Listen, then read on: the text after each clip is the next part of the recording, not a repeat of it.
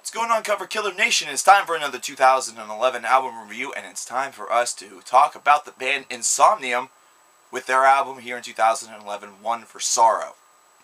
Now, this is a really cool experience for me. Why? Because it's almost like I can't believe the fact that Insomnium is on album number 5 right now. 5.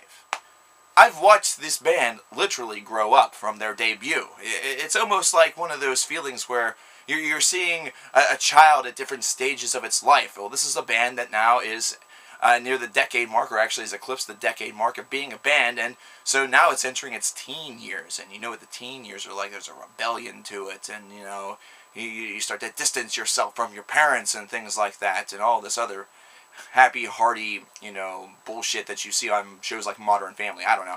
But at any rate, this is an album that is not about rebellion. It's not about doing something that's altogether different than what they've done before. This is a solid melodic death metal band that really has been able to finally articulate their craft throughout their first 4 records, and the 5th one is no exception.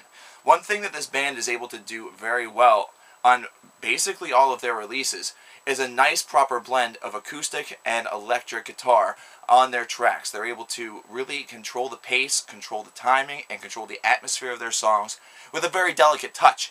And that's something that I think a lot of bands that are in this genre tend to forget how to do. Either that, or they don't really go over their material with enough of a fine-toothed comb in order to really wallow out all of the crap, all of the unnecessary time movements, or all of the unnecessary repetitions of a certain idea, where a time shift or a movement to a different selection or side of a song would really have been more of an apt idea.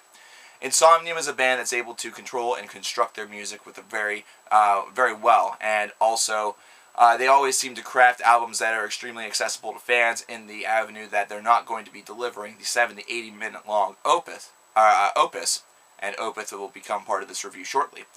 However, instead, they're going to be delivering albums that are like 45 to 60 minutes in length, so these are not very long-winded albums. I just lost my train of thought there for a second. They're not very long-winded albums, and they don't necessarily take up a lot of your time. It's something that you can easily sit through them without any sort of difficulty. Not that if they were to release a 70 to 80 minute long album that it would not be easy to sit through the complete thing and enjoy it just the same as you would a 45 to 60 minute long album. However, there's a lot of people out there that do not have that attention span, so this is almost very akin to the attention span. Now, if they really wanted to be big, all they would do is release one single, and then everybody would be happy, because everybody has a 3-minute attention span. Either that or the attention span of a pet rock. It sits there, it listens to you because it has no choice because it's a fucking rock. Anyways, for those of you that may be a little bit disappointed with the Opeth release this year, not having any sort of reminiscence of the death metal side in which they made famous and became very well known for, Insomnia may actually be a very fitting alternative for you. This is a band that's able to do many of the similar ideas that Opeth was able to do prior to the release of Heritage, and they also are still able to flawlessly execute this style very well, even under the melodic death metal tag. Whenever you would think of Opeth, or even a Catatonia, you'd be more apt to call them progressive or progressive death metal even, all depending on which band that you're talking about. Insomnium fits very nicely into the group of bands that could be conceived as the second wave of progressive death metal, or melodic death metal, because they came around in the start of the 2000s, they were demoing around in the late 1990s, and they really have become into prominence now as we reach the turn of the 2010s.